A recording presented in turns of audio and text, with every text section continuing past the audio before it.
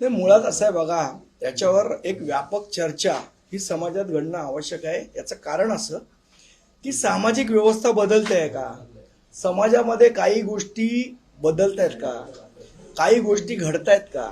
मला असं वाटतं आता न्यूयॉर्क सारख्या शहरामध्ये अमेरिकेमध्ये जर एखादा भारतीय वंशाचा महापौर होतोय म्हणून आपण आनंद व्यक्त करायचा का, नंबर एक प्रश्न.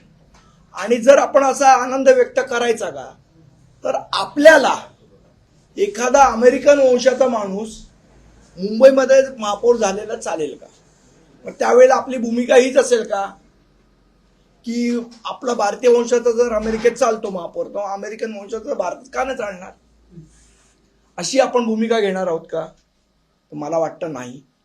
कारण आपण जर बघितलं आपला इतिहास भारतीय लोकांचा, तर आपल्याला इटालियन वंशाच्या सोनिया गांधी चालल्या नाहीत. मग अमेरिकन लोकांना भारतीय वंशाचा महापौर का चालावा, हा एक प्रश्न निर्माण होतो याच्यामध्ये. याचं उत्तर माझ्याकडे नाही. चालावा न चालावा, बरोबर आहे चूक आहे, याच्यावर मी भाष्य करणार नाही. पण हा प्रश्न तयार होतो का, तर निश्चितपणे तयार होतो. दुसरा महत्वाचा मुद्दा जो काल भारतीय जनता पक्षाचे लोक रेटतायत की लंडनमध्ये मुस्लिम महापौर झाला, न्यूयॉर्कमध्ये मुस्लिम महापौर झाला, व मुंबईत पण मुस्लिम महापौर होणार का.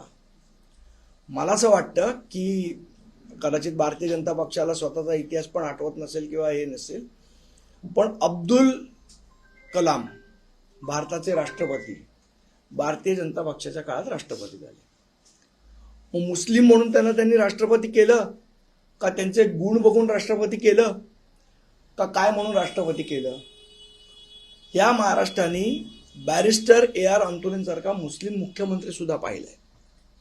मग तो मुस्लिम होता म्हणून महाराष्ट्राने त्यांना नाकारलं का त्यावेळेला, हा एक प्रश्न निर्माण होतो. का आपण ज्याला निवडून देतोय त्या माणसाची मानसिकता धार्मिक आहे का, हा प्रश्न महत्वाचा आहे. आता माजी राष्ट्रपती APJ अब्दुल कलाम साहेब हे मुस्लिम मानसिकतेचे होते का, किंवा ते धार्मिक कट्टर मुस्लिम धार्मिक मानसिकतेचे होते का. आणि जर ते तसे असते तर आपण त्यांना निवडून दिलं असतं का. त्यामुळे मानसिकता महत्वाची आहे का, हाही प्रश्न निर्माण होतो. याची उत्तर माझ्याकडे आज नाही आहेत. मला असं वाटतं समाजाने याच्यामध्ये व्यापक चर्चा करून याची उत्तरं शोधली पाहिजे. मी काय याची उत्तरं शोधायला बसलेलो नाही किंवा मी याची उत्तरं देत नाहीयेत, पण याच्यावर चर्चा होऊन समाजाने याची उत्तरं शोधली पाहिजेत, अशी माझी प्रामाणिक भावना आहे.